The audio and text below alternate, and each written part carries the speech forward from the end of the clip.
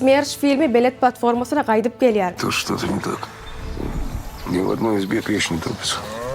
Корова не доена, собаки голодные.